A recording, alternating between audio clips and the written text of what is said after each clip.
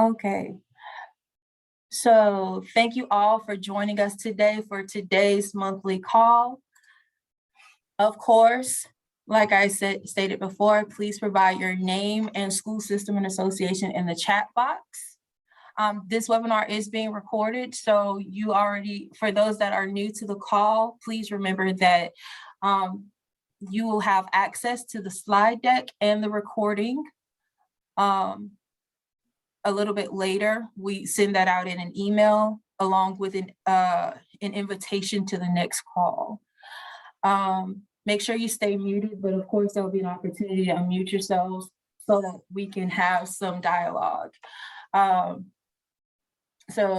of course, it's not just at the conclusion, but throughout we'll have some type of activities. And of course, these webinars are just about supporting students and families that we serve to make a contribution to the Louisiana comeback movement.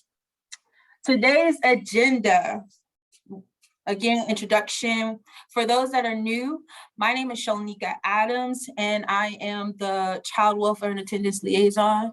I'm the person that's sending out information to you guys. If you have questions regarding child welfare and attendance, please feel free to contact me. Those who know me already know that I have an open Zoom or Google Meets policy. If you send me 3 dates 3 times, I will schedule a meeting to meet with you so that we can discuss how I can better support you in the efforts that you're doing in your system. Also, we have Dr. Hornbeek on the call. Give him an opportunity to say hello to the group. He is our Executive Director for Foundational Skills, which Child Welfare and Attendance is housed. Dr. Hornbeek? Hello, everybody, and thank you for joining us today. I know Ms. Adams will put on a good show for you all, so we hope you all enjoy the presentation. Any questions or concerns, please address them to Ms. Adams, and we'll make sure we work with you in a good way. Thank you. And a few of my colleagues are on the call, which I'm excited about. Shout out to Ms. Rayla Hunt, who is our 9th grade Academy liaison. So if you have any questions regarding 9th grade Academy, she's the person to shoot out to. My colleague, who is Ms. Rachel Bunch with with the Wellbeing team, who's joined our team in CCR, which I'm super excited about. Dr. Hurst is getting ready to join. He's also with Wellbeing as well. And we're going to make sure that you guys are getting some important information to support the work that you're doing in regards to student well-being, as well as your own well-being. And of course, some of you guys are CWAs that wear many different hats. And so another colleague of mine that will probably join is Mr. Terrain Perry. He is the liaison for alternative education. And I know many of you work in that area as well. We'll go over our monthly call purpose, which does not change. We have a morning inspiration and activity, and I will introduce our speaker. It will not be me today. And the discussion is CWAs and unconscious bias. So I'm super excited to listen in and be a part of listening and learning as well. And we'll have an activity, and I'll fill you in on some updates. Of course, our monthly calls. This year, we've been focusing on enrollments, engagement, and encouragement. We knew that the enrollment phase was between August and October, and our engagement phase, we said, was September through February. So we're just rolling out of that engagement phase. And now we're hitting the encouragement phase. This is where we're trying to drive certain things home because we want kids to finish strong. So, and of course, encouragement happens year round, but we really want to pull off the encouragement thing. So one of the things I'm excited about is during this phase, I've been given the blessing to share that the updated certificates for attendance awards will be available and ready for you guys to use for end of the year presentations. So remember, the new awards guidance allows for a perfect attendance award, an excellence in attendance award, and an improvement in attendance award now. But of course, going back to the ways of old where we had a state recognition, that won't start until the 2022-2023 school year. So I'm super excited about that. So let's go ahead and start encouraging our principals and our school leaders to start looking at those students who are doing well in attendance and making sure that we can offer them a certificate at the end of the school year. And that certificate will have not only your signature, but Dr. Brumley's signature and the signature of your school board president, as well as the Bessie board president. So this will be a big deal that we want to show that we are encouraging and we're supporting good attendance practices. Now, the purpose of these calls has always been to cultivate a viable network for CWAs to discuss evidence-based best practices and offer support amongst colleagues. Remember, we are all the experts, so we all have to work collectively. This is not just about what I say goes. It is about what are we learning in the field together and how can we put that together so that we're supporting each other to move forward. Location, you already know that a link is sent out to you guys, and we meet every first Wednesday of the month, except if there is a holiday happening. And I am thankful to you guys for calling me out for getting super excited about trying to meet on last Wednesday. And somebody was like, hold up, that's Ash Wednesday. So I promise you I'm not offended when you call me out and ask for something that works best for all of us. And so today does. So next month we will go back to the first Wednesday of the month, and our time is from 8 to 9:30. If you have any questions regarding anything child welfare and attendance or not, just email me, and if I don't know the answer, I'll find the answer for you and respond. So usually we start with a morning inspiration, of course, and this time I wanted us to start with a video leading into what it is we're discussing today. So please turn your volume up and let's listen to this particular video.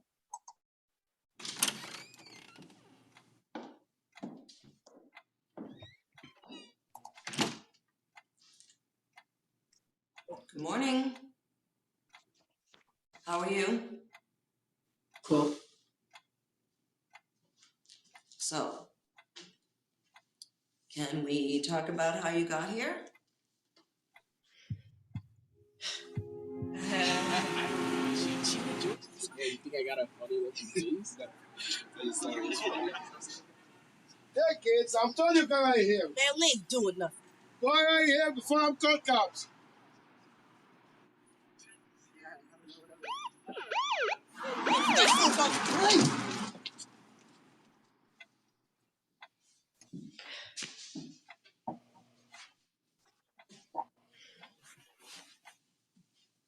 So, you didn't do anything? Nope. Then what's all this? Depends on who's reading it, I guess. Well, looks broken. Skateboarding, huh? Yes. Is this the first time you've hurt yourself? No, I get hurt all the time. At home? At home? He hurt himself skateboarding at the park. Okay, ma'am. I'm going to have a counselor come in and speak with you. A counselor? For what? He's okay. Well, I done told you them tricks were gonna put you in the hospital. I'm sorry.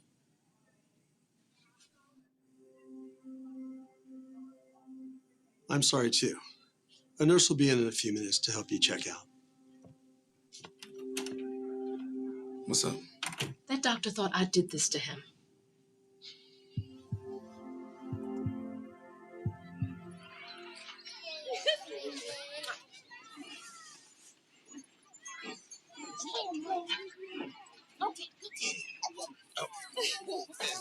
How you doing?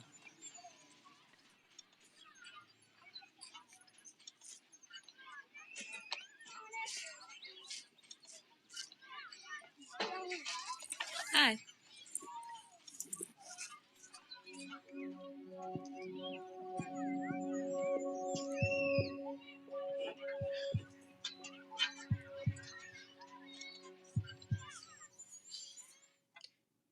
It ain't fair.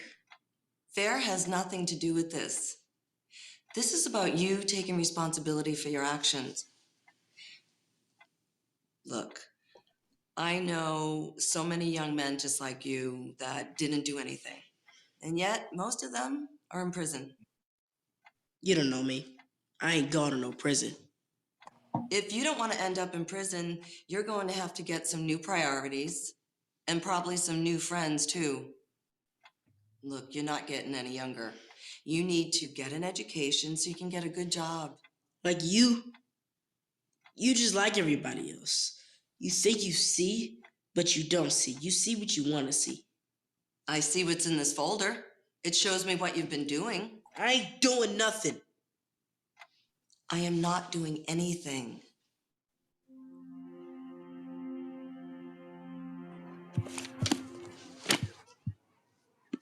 Stop! I ain't doing nothing. I'm not doing anything. And yes, you were. Get to the timeout chair. Now, please.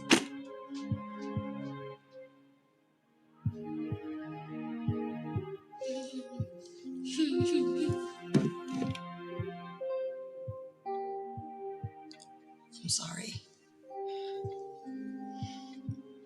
I am so sorry.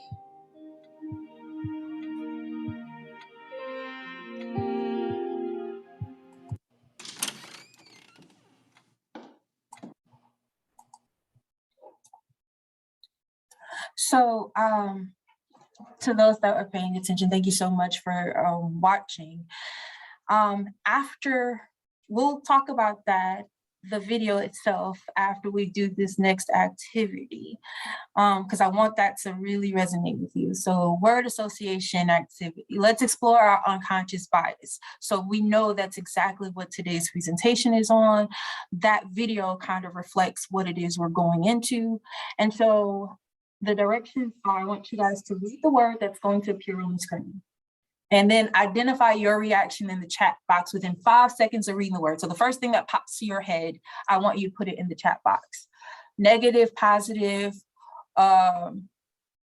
whatever comes up, I would like to see, I want to see what your first thought is when you see that word, okay? Indulge me, play along. Disability.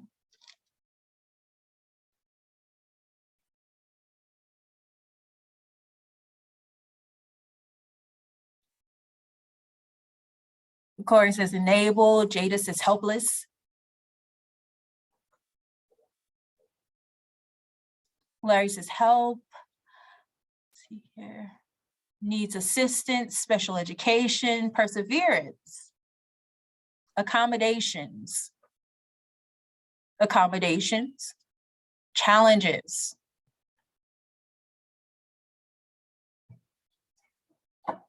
Okay, challenges. Thank you. Next word, rural populations. First word that comes to mind.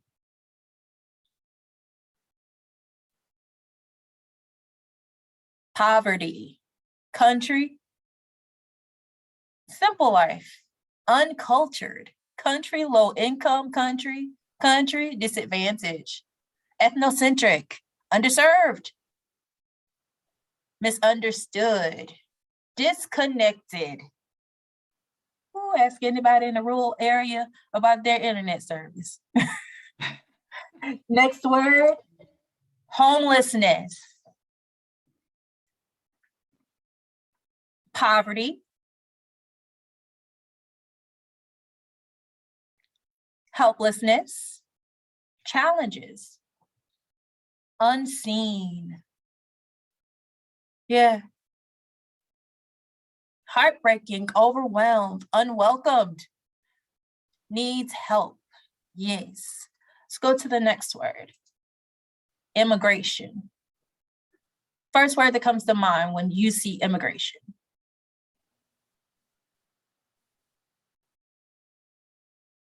Judged, not wanted, refugee, language differences, misunderstood, displaced, running from something, language barriers.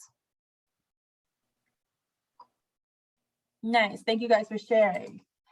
Affordable housing. First word comes to mind when you see affordable housing. unavailable, assistance, socioeconomics, poverty, welfare, assistance, stereotypes, good times. Oh, I used to love that show. African Americans, financially challenged. Yeah.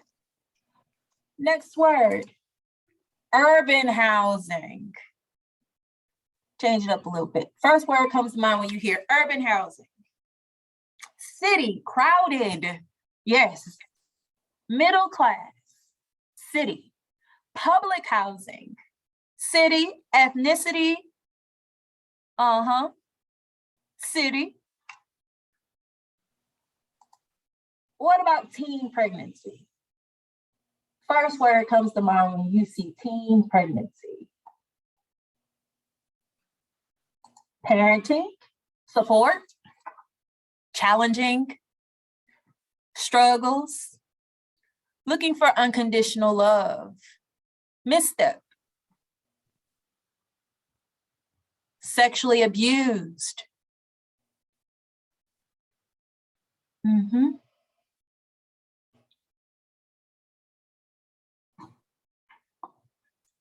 And our last word, what do you think when you see truancy?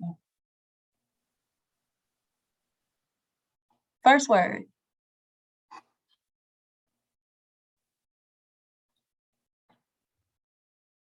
Problems at home, family, lack of interest, trouble in the home. Kids suffer, lack of support, school issues, no structure at home, parenting issues.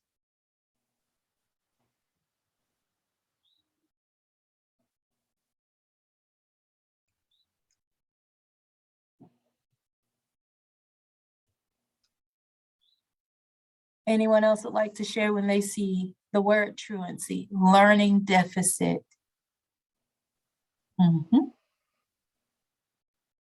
So there's a reason behind the video and this activity. And the reason is today's subject matter, which is unconscious bias. We're going to learn what that is and how we identify it in ourselves. I thought at this moment, we have to reflect and then call ourselves out on some things so that we can properly advocate for those that are in need. We're here to support. And so we have to be able to identify what it is that's a barrier for us in advocating for those around us. And sometimes it's based off of our own beliefs. And of course, when we first engage with someone, the first thing that comes to mind, like in the video, the doctor assumed he was looking at a single mom who was abusive. And notice how his tone changed when a father entered the room. Or even what I loved about this video is in the end, the social worker who used to be a teacher didn't realize her unconscious bias until the end, but she realized it and called herself out on it. And so that's what I want for us. If we can just look within ourselves and see what it is and how we can identify our own unconscious bias so that we can move forward and work together. Because sometimes it may be, I just need help with this family. And you can reach out to your colleagues or even myself so we can work together and support a family. Okay? So without further ado, I would like to introduce our speaker, Dr. Marion Dyer. I got a chance to meet her at the National ESEA conference in New Orleans a couple weeks back, and I listened to her presentation on unconscious bias, and I was inspired. And I was like, I have got to share. You guys know me. If I find a resource, I'm going to shoot it out to you. So I'm so elated to have her on this call with us today. She is a native of Atlanta, Georgia. She serves as a teacher in Jackson, Mississippi public schools and as a teacher, principal, and superintendent in Gainesville, Georgia city schools. Dr. Dyer delivers workshops and coaching for school and community leaders towards designing systems to support socio-emotional and mental health support. She is an executive consultant with Scholastic's Professional Learning Division, which delivers the UCLA Center for Mental Health in Schools Learning Supports Pathway Approach. She currently leads a school community initiative through the United Way of Hall County, Georgia, to confront unconscious bias towards improving equity through cultural racial understanding. Dr. Dyer presents workshops and provides coaching for school and community leaders towards using collective impact to improve outcomes. She regularly presents at state, regional, and national conferences. And I have scored all of her information. So if you enjoy this presentation, I'll be glad to make sure that you have her contact information so that you can share this information with your school systems as well. So can you all, don't unmute, but go ahead and turn on your cameras and give Dr. Dyer a round of applause as she joins us. Thank you so much. Thank you so much for letting me be here. It's an honor to work with the people in Louisiana. I lived there briefly in New Orleans area many years ago before going to Jackson, and my daughter lives in New Orleans, so Louisiana is close to my heart. I want to say many of you have had diversity, equity, inclusion, belonging training, I'm sure, and have steeped in literature, and I'm aware of that. I want to say to start with, this is not a workshop or a presentation about that per se. It is a little bit past that experience of having a workshop on that topic. It's how do you make that knowledge and the things that you learn and your perspectives in a DEIB workshop or training, how do you make it make a difference? I came into this sideways because I do work with schools to challenge barriers like attendance, discipline, disproportionality.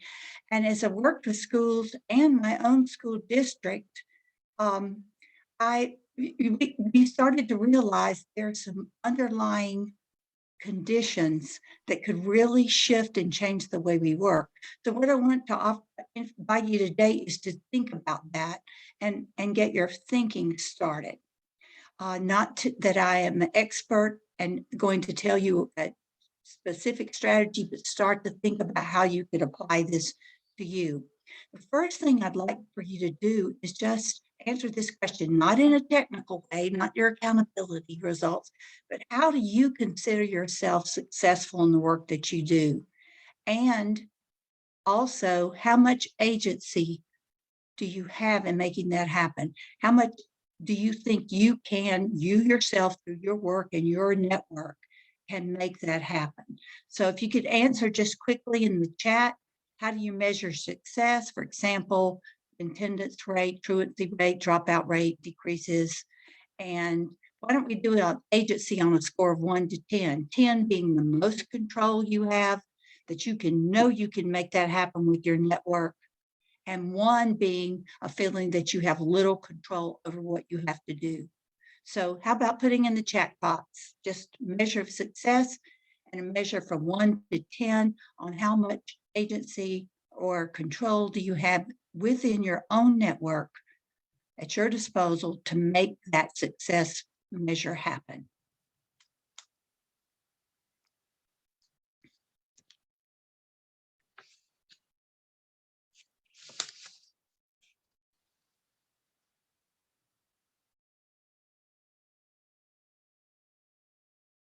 If you prefer not to put it in the chat, just give that some thought.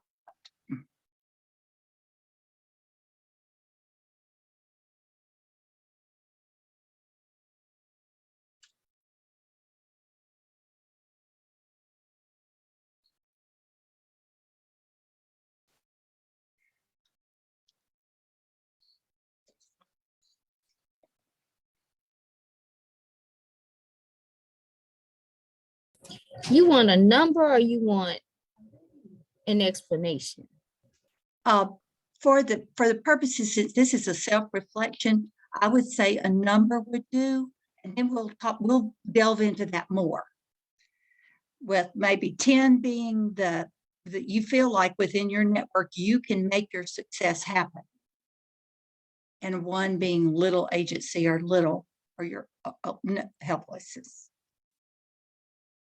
I see coming in, student gains, 8.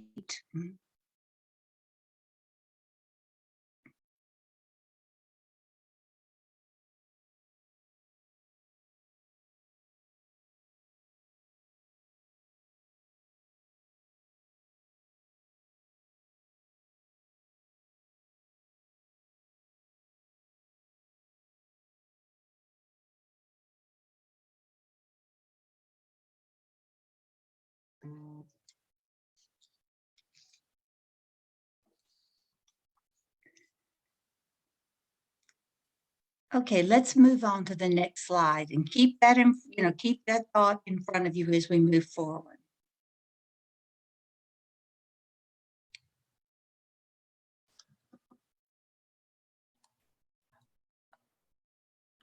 Dr. Dye, you have access to change it. I gave you control. Oh, okay. Thank you.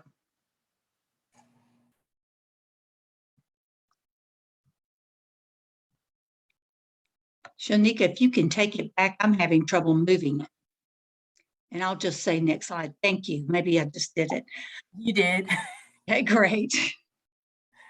In thinking of what you just reflected upon very quickly, I realize when we're talking about bias today, let's think about how unconscious bias impacts what our sphere of influence, what we can do about something.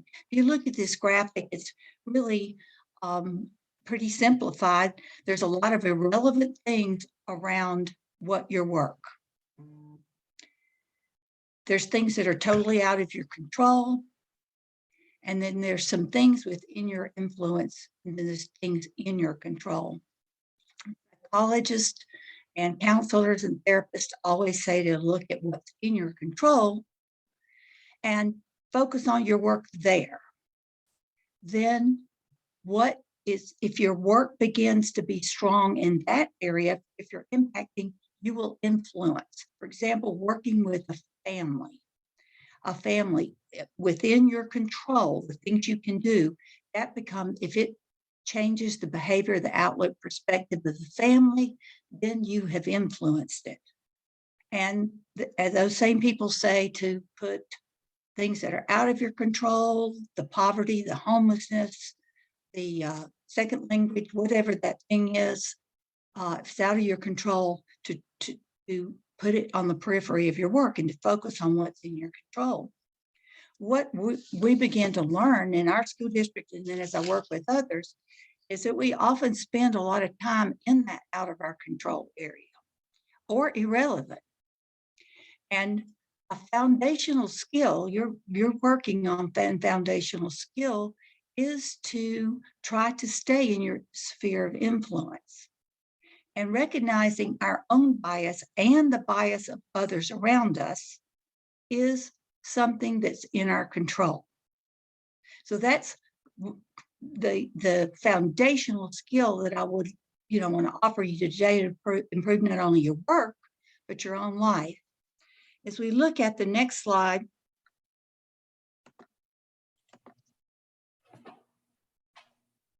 this is what happens when we don't do that. And secondary trauma is, the last figure I saw was 78% of people that work with students and families that are fragile with high needs experience secondary trauma at least one time in their life. If you look at this, I can recognize several times that I came in and out of secondary trauma.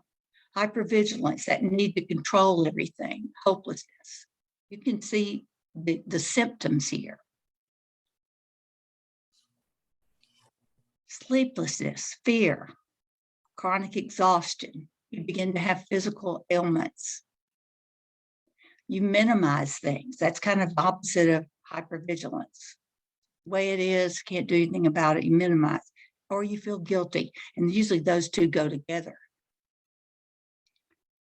So not to answer in any form, but think about yourself and how many times, and maybe all of the time in the intense work you do, that you experience one of these things.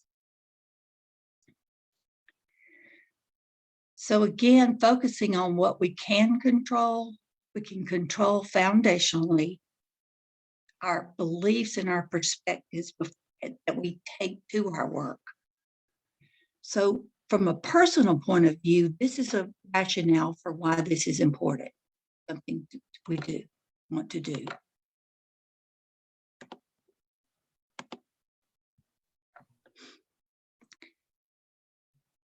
Unconscious bias, let's look at what it is. Contrasting it to conscious bias that we saw very clearly in the video is the unconscious bias, which we also saw in that video, the assumption. Unconscious bias is a part of being human. There's nothing bad or good or wrong with us for having unconscious bias. It's there. Every human being has that.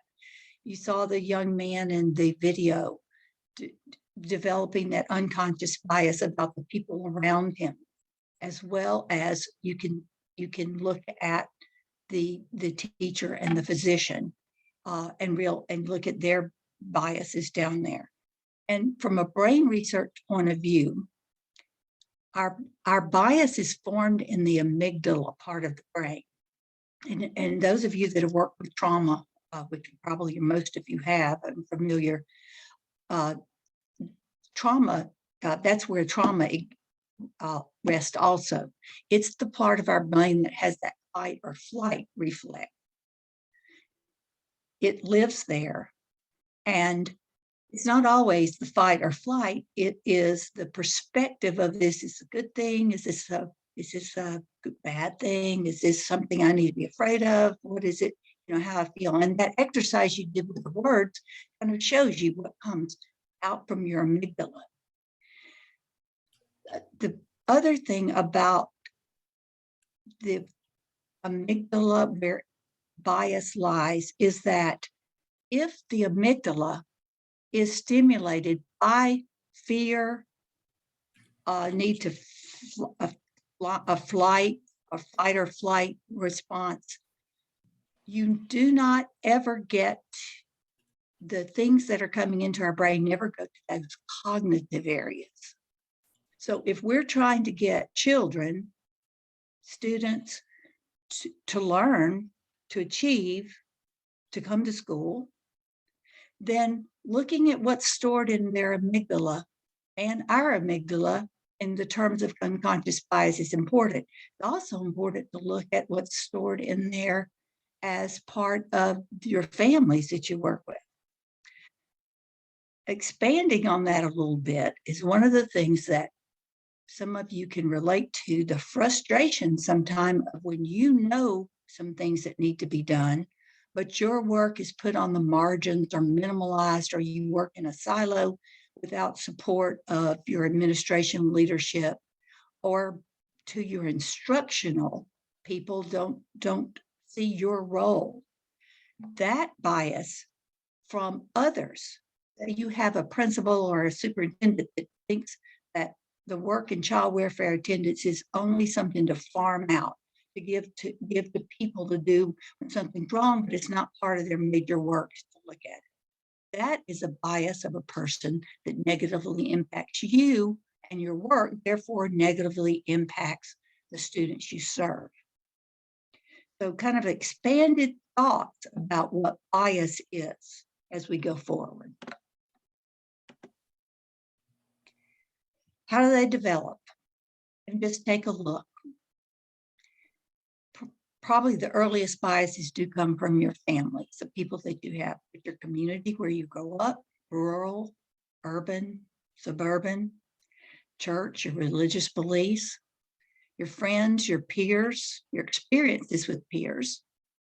This is not just when you're growing up, it's your peers that you're with now.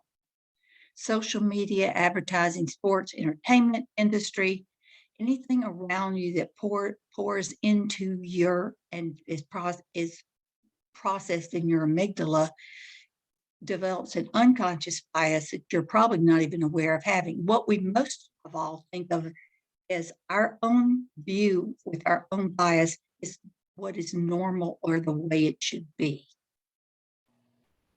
So don't think right or wrong. It's just the way that you're looking at things. And there's nothing. Now, a conscious bias that's just acted out on, that is not a well-meaning person. That's a person that's decided to take their bias but all of us have unconscious biases and they're there.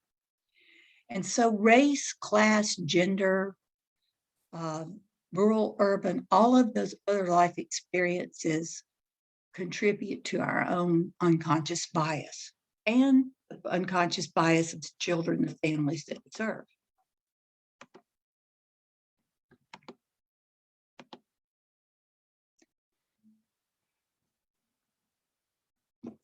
The slide that I went over was, well, maybe I should go back there. I'm sorry.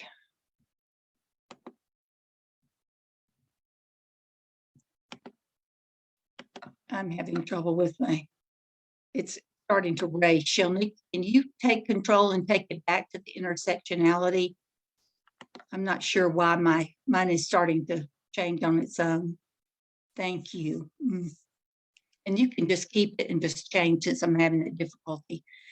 None of us has one only perspective. It's called intersectionality, and it really forms our bias. It's all of these things. For example, you can be a Black male, but if you're from Brooklyn, New York, which one of my good friends is, and then my other friend is from South Georgia and grew up in a rural area, their perspective and their bias is not the same at all. So you can't stereotype certain beliefs. Same for everyone. So all of these things, these are just some of the examples that kind of go together. How does our intersectionality of our experiences and the things, this forms our bias. Often we recognize that we have a bias and maybe feel guilty for it. It's human. We all have biases and we all grew up with some that were positive and some that were negative. Also, another thing is that there's positive bias. All of us have, when a group of students walk in the room, think about it. There's a certain group of students that may walk in the room that you feel very positive about. As a principal and looking at, we'll think about the video we just saw. If the shopkeeper had come out and there was a group of white affluent children or white children that he knew in the community outside his store, do you think he would have called the police? It's that unconscious bias of both for what's negative, for what's scary, what's bad in your mind. It's also what's positive or good. And all of those unconscious biases can contribute to flawed decision making.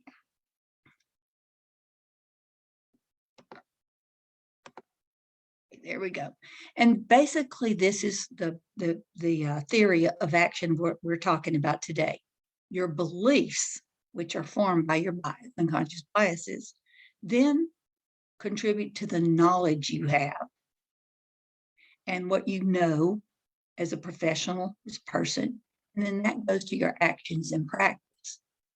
So if we want to stay in our locus of control, our things we have control over to be successful, there's no better place to start than beliefs, not just of yourself, but of the people you work with, considering their beliefs, their perspectives, why they're looking at things the way they are.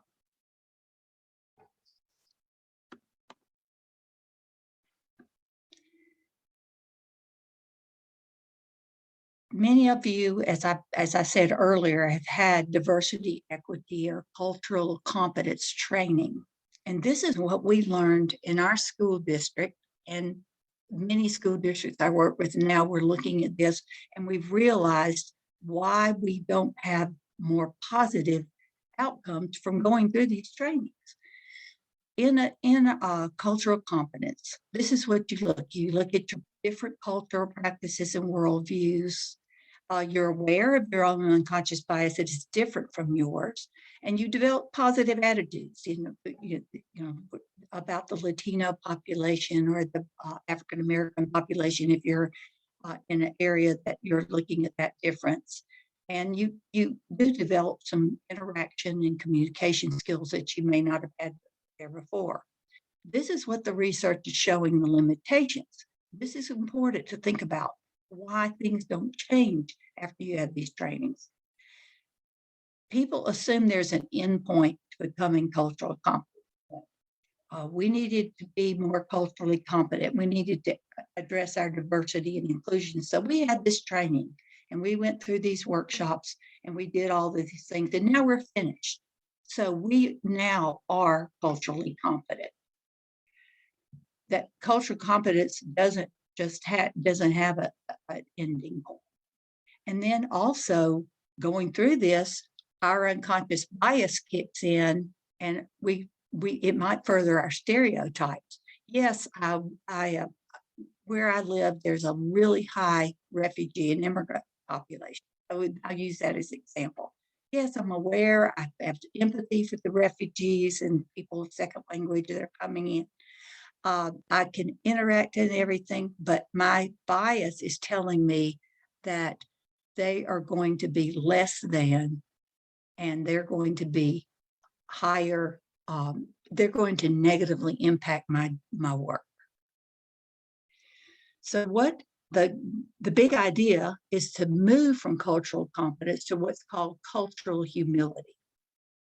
And this came from the medical profession. They began this in their work.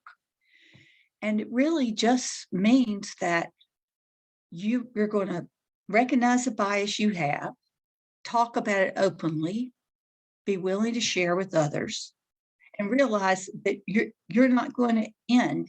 It is always going to be a part of your work and your journey to recognize and talk about the different perspectives you have with other people. It's an ongoing process of understanding power imbalances. And I'm going to kind of use an example of someone dealing with truancy.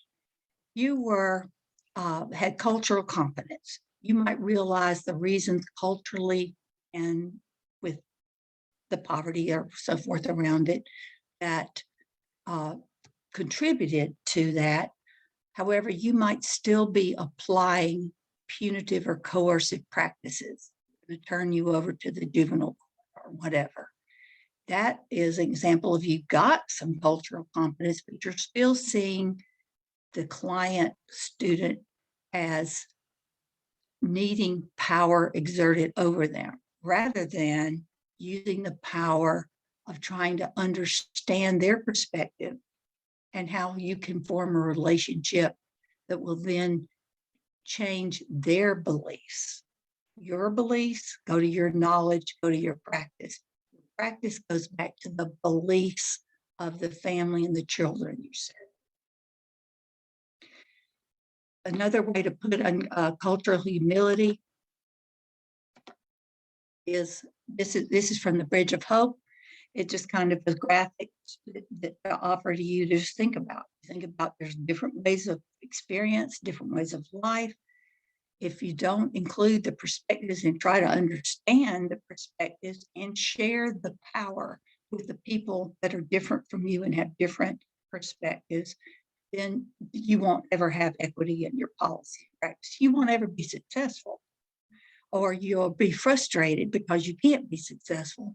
And then you go to those secondary trauma characteristics. So looking at unconscious bias from the perspective of working toward cultural humility is not only good for your work and your clients, it's good for you and your organization. The way I put it, it gives you a pathway to hope. This is a really simplified but very accurate. Just means you're willing to learn, that your biases are not going to be concrete, that this is the way it should be, this is the way it's done, this is the way those families are, this is the way they're been for generations, their grandmother was like this, you know, all of those things to challenge yourself. I've got this bias, and that bias is certainly I'm not discounting, you've got them. You've worked with a family and you've worked with multiple children, or even sometimes of you over generations, you definitely have got a lot of bias toward the decisions and conditions they're making. But the idea is you don't coerce people out of that. You look and confront your bias. You look at the bias that family has, and then you look for the way to make that connection. From a systemic path, well, the way you work, the way you're organized, this is how we get such inequity. The beliefs and the unconscious bias determine the practices create the systems, and the systems keep it going. And I want to go back to what I'd said earlier for those of you that may have been in a situation where you're frustrated because you know what needs to be done, you know the support you need, but it's just not there from the whole organization, your school district, or even your school. Is if you're looking at that first box there, the beliefs and unconscious bias, if you've got a leader that's not aware, that they don't think it's their job to support child welfare, it's not a foundational leadership skill for them to look at the system of support you have and integrate it into the work, make it important, is very frustrating. So unconscious bias is challenging others to look at theirs also. A principal or superintendent can make things happen. If you are working in a silo, you've been put on the margins and only call when things are wrong, your ability to make things improve systemically is greatly narrowed. And that's what leads to the frustration. So in the workshops that we do, it includes the leadership, because they make things happen, and that their biases, that it's not their job or not their role, or this is not the way we're going to do things, have to be confronted as well. That is a foundational skill. Now, as we work with schools, and I'm a learning person because I have in this area, I have just begun to do a good bit of work. The training and the background that I've recently received in the last couple of years uses a lot of work by Dr. Edward Fergus, and he gives ways for us to look at it. So I want to give you these three lenses and give you some actual examples from our school system which we're working. He says if you can explore your practices and explore your beliefs through three lenses, you're probably going to hit on biases that will impact your work with children. Now, these are not just, you're just going to have one or the other. They usually all come together. But these are the three that research indicates where bias lies that is most detrimental to students: colorblindness, deficit perspective, and poverty beliefs. Color blindness, for those of you that have been around a long time, as I have, I began teaching shortly after schools were integrated.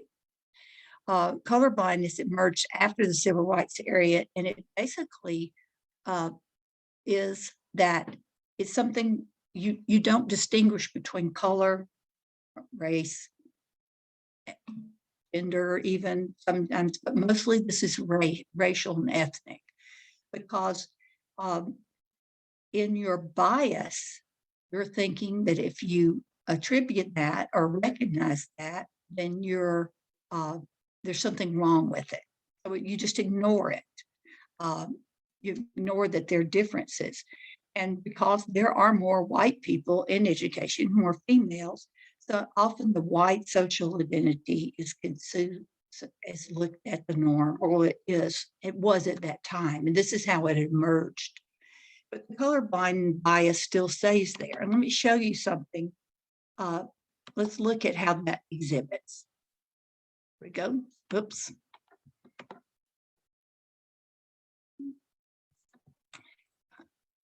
I'm sorry, Shanika, mine's racing. Let's look at some case studies of unconscious bias. Colorblind beliefs. Thank you, Shanika. This is an example from a school with names changed to protect. Well, names changed. Colorblind beliefs. I'm going to read it. I hope you can read it on the screen. And I apologize for reading to you, but I'm not sure of your how easy it is for you to read. Mr. Barrett's a principal of Elm Street Middle School. Elm Street has experienced changing demographics over the past 10 years. 60% of students are Black and Latinx. The faculty is 86% white and 72% female. The school has a long tradition of consistency in their policies and practices.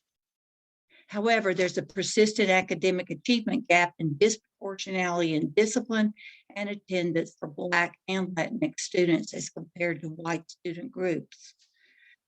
School's been placed on the needs improvement list.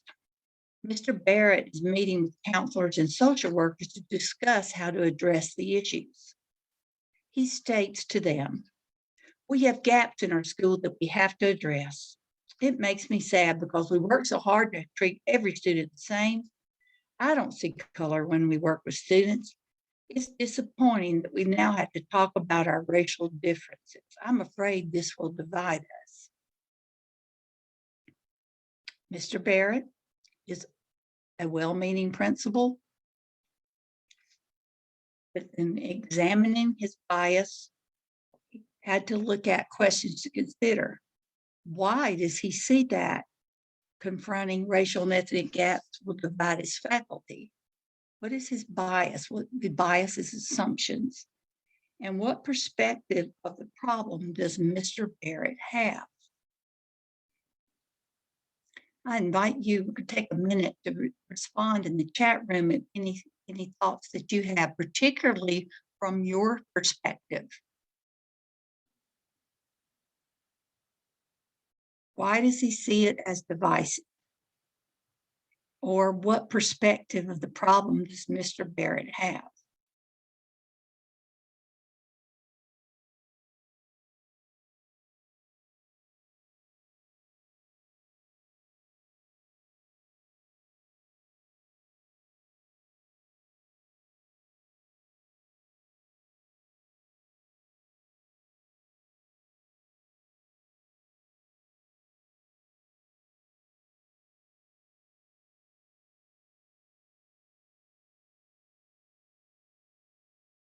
In the interest of time, I'm going to move along and share with you what our schools that looked at this talked about, what were their insights.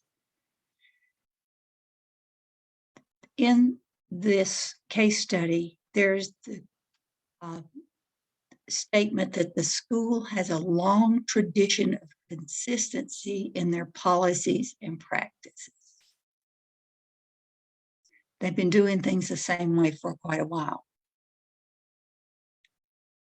And the school had had changing demographics, so they've been successful. So Mr. Barrett's really looking at the inclusion of these students as the problem.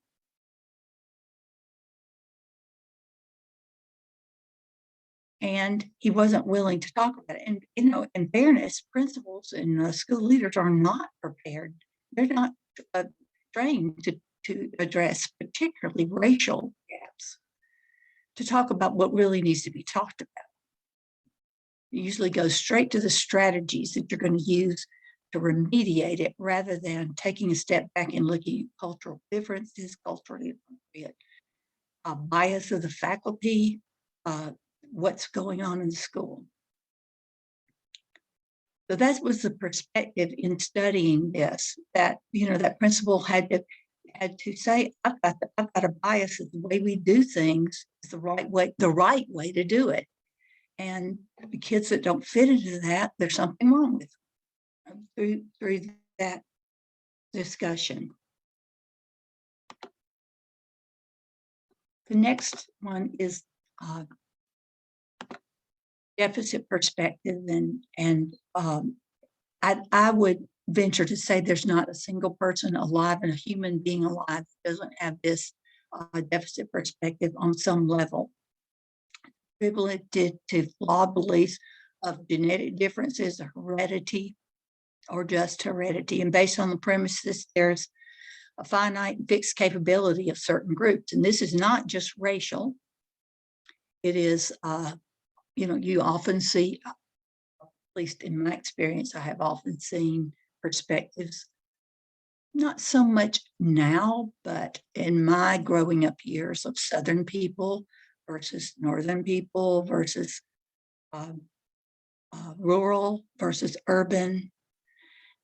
It's really believe that no matter what you do, the people you're working with, the clients, the students, the families, there's only a certain amount they can do.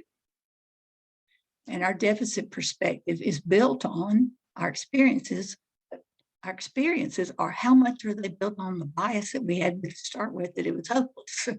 That's what I'm inviting you to start thinking about. What was first? Was our beliefs first, our bias first, or was what was real first? Let's look at a case study there. This I'm going to read also in the interest of just being sure everybody hears. This is an actual case, one we looked at. Mr. Harrison is the principal of Westview Alternative Learning Center. He's welcoming a new counselor and social worker at the school. Mr. Harrison advises the group of his priorities. He states, the students we have are mostly Black and Latinx and are a tough bunch. You know how that is. Lots of drugs, crime, parents who don't value education. You'll see them coming in with their pants dragging and looking like thugs when they do show up. So our priority as we start the school year is to establish clear discipline and order with the students. Their parents need to be held accountable also. We need clear rules and consequences with teeth in them so that the students and parents will know the actions we'll take for truancy behavior problems. The first months of school resulted in numerous discipline referrals and in-school suspensions. The staff is discouraged and morale is low and truancy is increasing. So think for a minute. Respond to the chat if you would like to, but mostly I just want you to think yourself, what perspective does Mr. Harrison have of the schools he's leading? And how might the community view Westview Alternative School under Mr. Harrison's leadership and his expectations?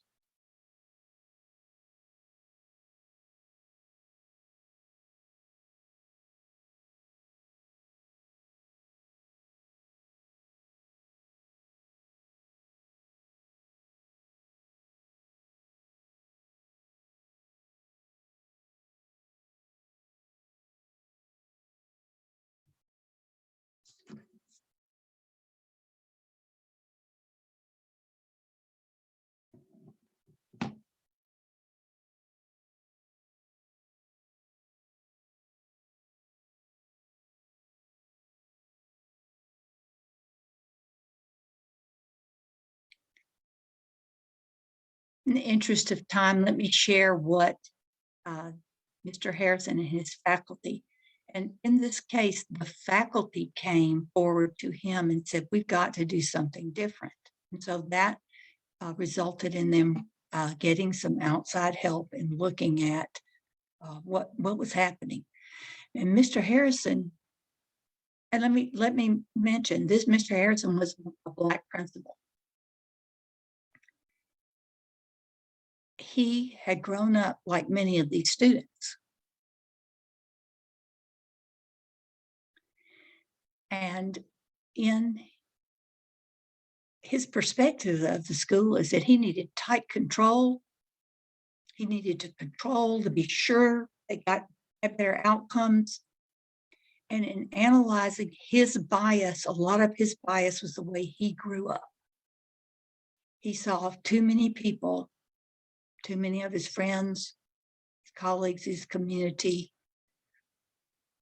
end up not being successful or in prison. And so when confronted, first of all, it was the bias was the kids can't do as well as the kids that are in regular schools, so we have to be real controlling over them. But he looked more deeply at his own bias was there, which was just as detrimental. I found it interesting that was as detrimental as a racially biased person serving them. It was interesting to see that different perspective of bias. As a result of the way the school was being led, the community viewed them as that school for bad kids. It was very much of a sort of a detention facility. They had academics going on, but the main thing was to exert the power, control the kids, remain order, and make the parents do what they wanted them to do. Their whole relationship. Actually, that was their whole mode of operations. And one of the teachers in their professional learning said this. She said, "We have eliminated every opportunity to establish a relationship, a positive relationship with the students and the families we serve by taking this approach." So looking at their biases, both positive, both negative, the reasons why shifted the beliefs of Mr. Harrison, supported by his faculty. And they were then able to re-envision their school as a place for alternative forms of learning, listening to families, listening to the community. What do they need? And then designing the school for that. It's not the same school all anymore. It's seen as a positive place and an alternative for students that can't complete the traditional school day route.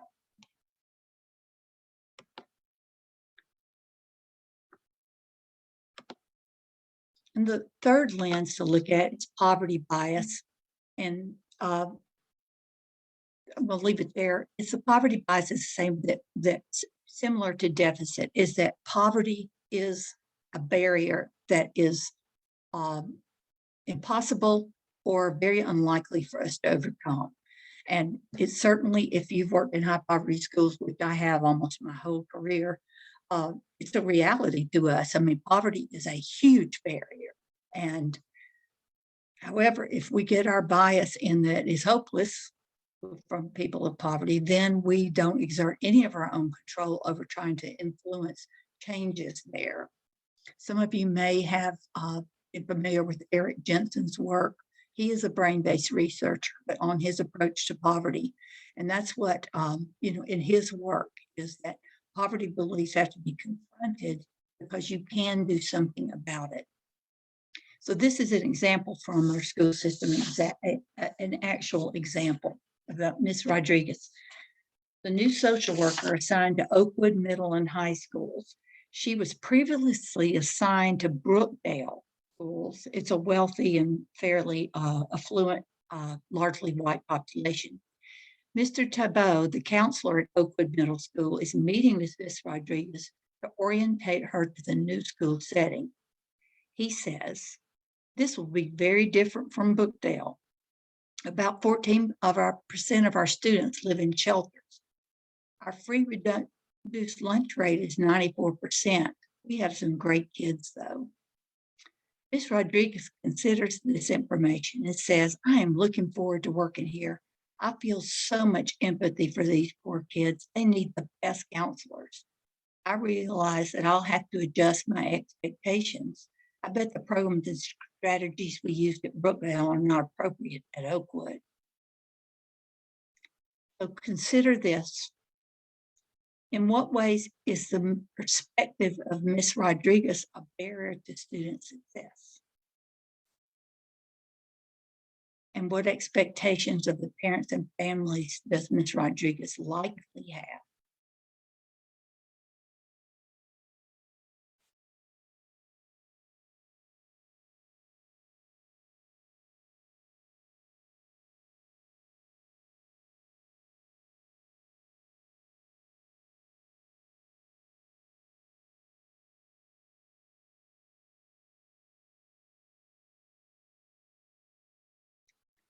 This is what our group found.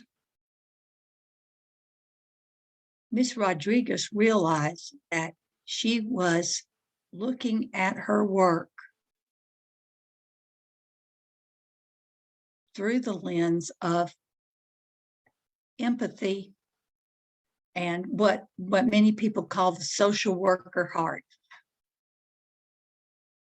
Her bias was that children in poverty need empathy and support to enable them to have better feelings. It was all empathy. And frankly, she realized a lot of it was pity. So again, what would look like as an empathetic person, her empathy and not focus on her bias that it's helpless, that there's, or hopeless, excuse me, hopeless in this school. She was going to adjust her expectations when in reality, those of you that know and have seen successful work with children of poverty, they need those same things that the Brookdale kids had. They need enriching. They need problem-based learning. They don't need lower expectations. So well-meaning, and this principal the principal and the counselor of the school really had to work with Ms. Rodriguez through her first year. She found herself making excuses for children because they were poor and lowering her expectations without realizing it, did not support. Same the way with their families. She did not, in her relationships with the families of poverty, she is treating those parents as an empathetic listener, but not communicating and helping them develop, she has not developed a relationship with them that is focused on moving their children forward and giving them opportunities. A comment just came about the 90-90-90 schools. If you reflect on that research, it was heavily in about 10 years ago. That's one of the things I've thought a lot about since starting to work with bias beliefs, is that what was the change in the beliefs? How did the people in that building confront the biases? It's really something to think about. Again, I'm going to say it here because it's a foundational it's a foundational organizational skill that the leadership of the school, the principal, or the leadership of the district needs to recognize. The supports for students that you work with are integral and in the middle of the work that they do, that the supports are not something that are applied after there's trouble. The supports are put in as prevention and intervention. That is one of the things that you'll notice in those 90-90-90 schools. I mean, that's the feature. They didn't wait till kids failed. They knew it was coming. It had been happening for years. They looked at what they need, how they needed to design the school differently. How did they need to change their practices? So I'm inviting you to think about bias as foundational to the beliefs of yourself, the beliefs of the people you work with, and others. families of students. Now, how do you start applying that when you're in a school setting? And I'll give you an example of how we did that. We did not make different meetings to study unconscious bias. That's one of the things about professional learning needs to be embedded in what you already do. So in the team meetings, department level meetings, beta meetings, whatever you call your meetings with school and district or school staff, integrate the questioning in there that will start people examining their bias using those 3 lenses from Dr. Ferg. This is a sample team meeting agenda. Our district and the districts I work with do use the UCLA framework of instructional components. Everything you do is divided into instructional, learning supports, and leadership and management. So this agenda is an example of a district meeting or school level meeting when they're looking at everything at school. And so if you notice the questions there, what does our data tell us? Which groups are underperforming? Usually when that's discussed, then it goes straight to strategies. We're going to have this flexible grouping here. We're going to have but first ask, is your instruction being influenced by our bias? Are we colorblind? Which leads to, is there culturally appropriate instruction? We have deficit perspectives or poverty beliefs. We have such stereotypes in our own bias that we really don't think that they can, this group of students can achieve. So you'll see in the supports area the same thing. How are supports aligned to improve instruction? That's another bias that sometimes gets lost in the field of your work and foundational skills, is that at the end of the day, your role is to contribute to those kids being able to meet instructional goals so that they can get out of school and be successful on some level. You don't want to produce productive young people that'll enter the world. And sometimes in the intensity of the work you do, the horizon becomes a little closer to you. We've just got to get these kids to come to school. We've just got to cut down this discipline problem. And so this, by looking at that learning supports component with instruction, kind of gives your perspective. It really helps a leader see that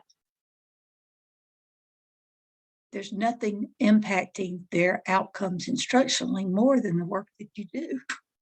I mean, really, your work is the most important thing in instruction, because if you don't get the kids on the margins and the fragile kids supported, helped, and put into the regular work of the system, then they're always going to be on the margins, and you're always going to be frustrated.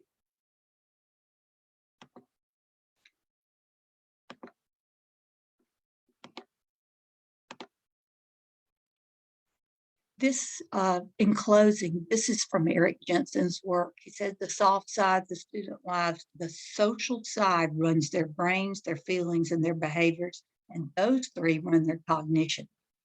You're looking for higher achievement, higher instructional focus, higher performance. This is not just true of students, it's true of us.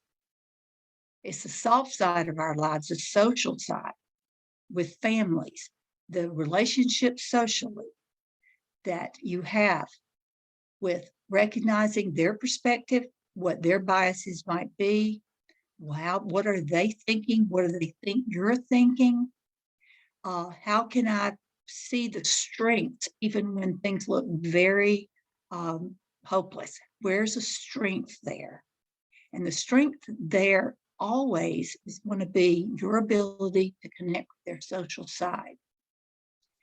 And that is the reason that starting to look at, reflect on, and think about your unconscious bias, the unconscious bias of the people you work with, unconscious bias, both negative, but positive, just the way the worldview is that different people have can help you in making a positive change by shifting beliefs. So I'm going to leave you with this reflection. It's how can you inspire and create hope for positive change instead of continuing to try to exert the power and control over people you want to conform. That is really the foundational work and in your beliefs. I thank you so much for your time and attention this morning. And thank you, Ms. Adams, for letting me join you. Thank you so much, Dr. Dyer. We really appreciate you for taking time out of your day to share with us. This was incredible. And I can assure you we are going to take this information and apply it. And I love that you offered us an example of an agenda that we can draw from so that we can insert certain things when we are creating meetings for our teams, as well as when we're going into meetings with our principals and superintendents to inform them about the work that we're doing. This is something I want you guys to do and share out to me on a personal level if you choose to. Because I do want to stay within our time frame. The activity was to type your reflections in the chat room. And going back to her question, how can we inspire and create hope for positive change instead of exerting our power and coercing people to conform? So as CWAs, how do we move forward from punitive to restorative when engaging families affected by a number of barriers to attendance? So just thinking about all those things that could due to background, cultural things. You remember how I tell you guys, we can't control the atmosphere or environment a student comes from, but we can certainly set the tone for the atmosphere they step into when they enter our schools. So are we trying to force them to be there and be seated, or are we trying to educate families on the importance of education and what's available to them so that they feel comfortable sending their students to school? And so students feel comfortable in coming to school, and see how we can actually help them unlearn some of their biases or change their biases so that one, we're learning to confront our own while guiding families and students to confront theirs as well. Thank you guys so much for your time and joining us and staying with us. A few updates I do want to share. Our next monthly call will be April 6th at 8 a.m. Please mark on your agendas the LACWAP Summer Conference. That will be June 21st to the 23rd at the Embassy Suites in Baton Rouge. Again, if you are not joined with the organization, I would encourage, again, that's another way for CWAs to network through the Louisiana Association of Child Welfare and Attendance Professionals. Another update I would like to give that was shared, the International Association of Truancy and Dropout Prevention, their annual conference is going to be October 16th through the 19th at the Astor Crown Plaza in New Orleans. Go ahead and go to their website to find out more information. I'll make sure that in our next invitation that more information is given in terms of the website. Registration information, it has not been made available yet. Just want to make sure you save the date on that. If there's any other information that you guys would like me to shout out and make sure that our colleagues know of it, please send me an email and I'll make sure to get it out to you guys. Thank you so much for your time.